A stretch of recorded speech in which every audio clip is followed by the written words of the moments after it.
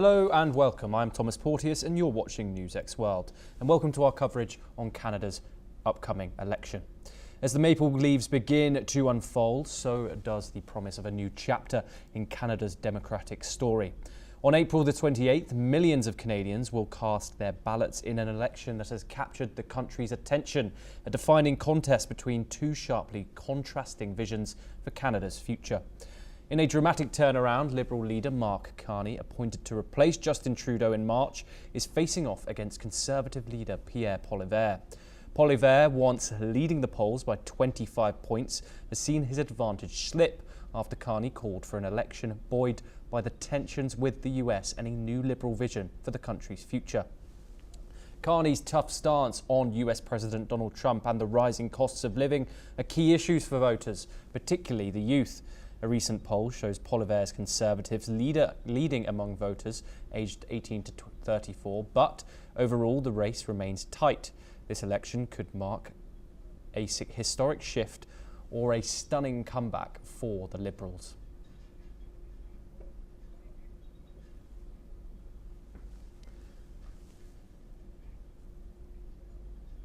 Now let's take a look at the polling numbers for the day. We are looking at YouGov's poll that was published on April the 25th, so yesterday. As we can see, Liberal Party of Canada coming in at 42% in that tight race, being followed by the Conservative Party of Canada, Pierre Poilievre's party, at 39%, with quite a gap. Trailing behind is the New Democrat Party, led by Jagmeet Singh at 10%, and then we have Bloc Québécois at 5% of polling numbers. Let's move on.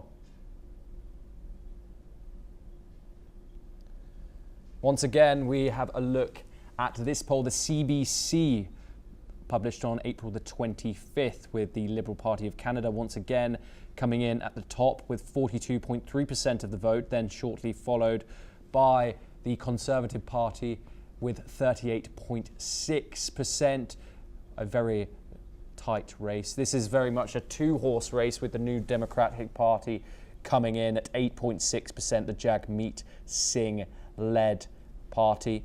Coming in at fourth place is Bloc Québécois with 6%, and others maintaining a 4.5% margin in this poll. We then have the Liaisons Strategies poll that was published on the 24th, which sees the Liberal Party coming in at 44%, and then followed by 39% of the Conservative Party, and then the New Democrat Party with 8%, followed by Bloc Québécois with 6%, and other parties maintaining 3% of this poll.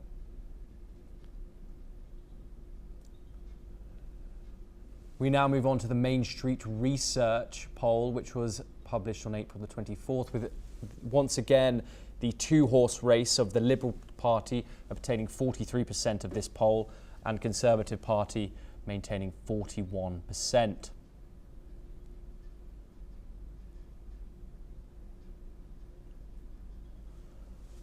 We now move on to the Nanos Research poll, with the Liberal Party maintaining 33% once again and the Conservative Party getting 38%. So these polls reiterate that this is very much a two-horse race, a very tight race being led by Mark Carney's Liberals and Pierre Poilievre's Conservative Party. Very tight, but the majority of these polls are telling us that the Liberal Party are very slightly but surely in the lead.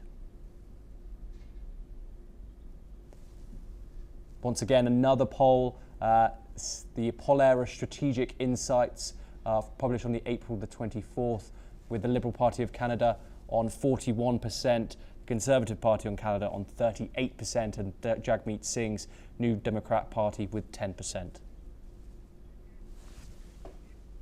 We are now joined by Amanda Galbraith, co-founder and partner of the Oyster Group and political strategist located in Bloomfield, Ontario. Thank you very much for joining us, Amanda. Obviously, the polls are very tight between Mark Carney's Liberal Party and Pierre Poilievre's Conservative party.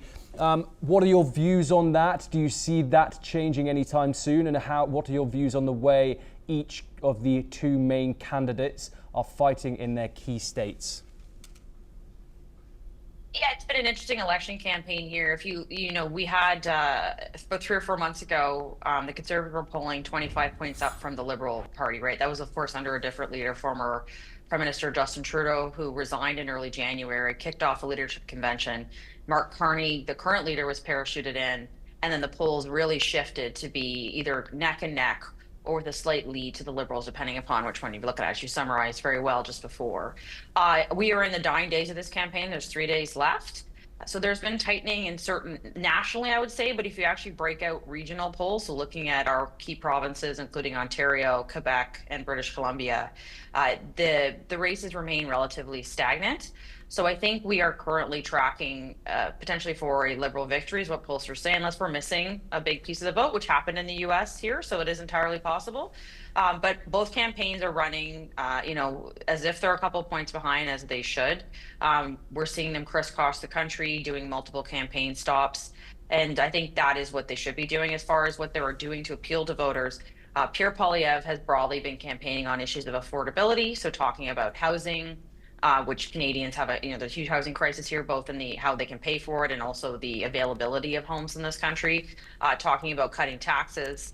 And that is appealing to under 40 voters in large swaths versus Mark Carney, who has been campaigning on who's best to deal with US President Donald Trump. And that is appealing to over 60 voters. So it just depends on who's going to turn out on Monday to see who wins. But it's certainly a very interesting race here in Canada. Yes, Amanda, also we have to reference the 7.3 million Canadians who have already cast their vote. This is a new record amount of engagement prior to the election. What does this signify? Why are Canadians so much more politically engaged nowadays? So typically when that happens, usually they're voting for change, right? Voters are motivated, they want to get out and they want to vote. That could be the case. There could be a big change movement happening in this country, and we could see the Conservatives sweep to victory on Monday. What also might be happening is the advanced polls, as we call them, so the early voting days, there were 4 of them, took place over a holiday weekend here in Canada. So it was easier for people to get out and vote, one. There's also a theory that a lot of voters have had their votes decided for a while, even potentially before the campaign. Once Carney was in, once we faced President Trump's threats around a 51st state, the trade sanctions he's levied against our country unfairly, and they've decided which way they're going to vote, and they're highly motivated. But either way, it's a good sign for Canadian democracy that the advanced polls are up that high. If that holds for the general election, we could be tracking to 70, like low 70s participation in voting, which would be historic and not seen since the 80s, so over 50 years. So we will see if that in fact is, or 40 years I should say, we will see if that is the case. But certainly folks are excited and looking into that and saying that is unusual here in Canada, and we'll find out what that means on Monday. Yes, Amanda, we have seen a kind of mirroring to the United States in regard that the fact that the men aged 18 to 34 seem to be particularly engaged with the Conservatives.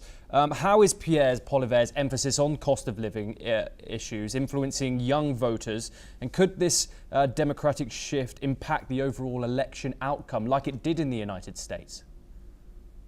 It is unusual. I mean, I've been around conservative politics and politics broadly for 25 plus years.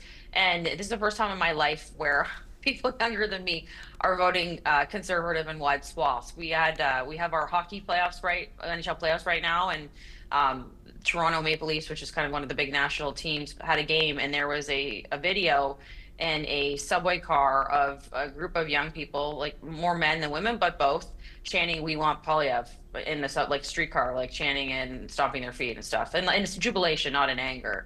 So to me, that shocked me because I've never seen anything like that, like a kind of a populist youth wave. So we're certainly seeing that here. I think it partially speaks to a broader issue around how do political parties appeal to young people, but particularly young men who are feeling disenfranchised. Also, Pierre Poilievre is talking about issues that they face, right? Which is young people were told, if I work hard, I can buy my own home here in Canada. I can have a family.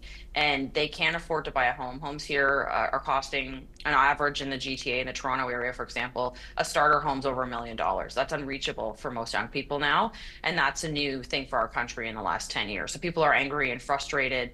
Parents are having to help their kids out. So I think that Pierre Poilievre has really been talking about that, providing policy initiatives, whether it's cutting taxes on first-time home buyers, whether it's cutting taxes broadly economically, whether it's getting rid of the carbon tax, to appeal to that younger voter who are facing cost of living crisis that frankly older people are not. And I think they're responding to him. Yes, and Amanda, obviously looking in from the outside, one thing is quite apparent when it comes to Canada, and that's Donald Trump's comments in regards to, obviously you have the whole tariff discourse, and you also have Donald Trump even going so far in talking about Canada becoming the 51st state. How important is that in Canadians' heads going into this election?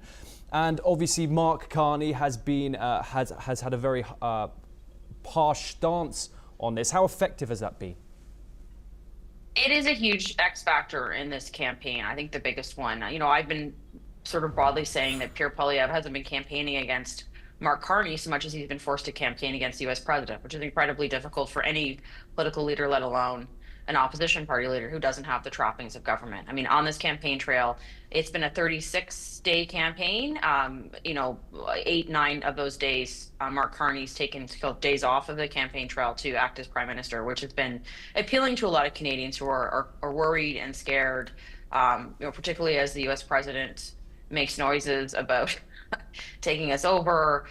You know, there are some, interestingly, even talks about, or some people are worried about invasions, which obviously I don't think will happen, but you know, we don't know what kind of world we're in. We do know that we're in a world of layoffs here in this country in key sectors like the auto and steel sector because of tariffs. We know that the way we cross our border to the U.S. has changed. So that has meant that is a big, huge, top of mind issue for Canadians. And when they're looking at the two leaders, like candidly, Mark Carney spent a lot of time on the international stage. He's a former central banker. When economy is the number 1 issue, he certainly ticks the boxes for you know, a swath of voters here, and we've seen people respond to him. So I think that's been a challenge for Pierre Poilievre as an opposition leader to sort of to match that. I mean, that being said, he has a very strong populist appeal on cost of living issues, and he does have traction there. Amanda Galbraith, thank you very much for joining us, and a pleasure having your insights on the programme. Well, that's all we have time for. We will continue to bring you more news updates from Canada's election and from around the rest of the world.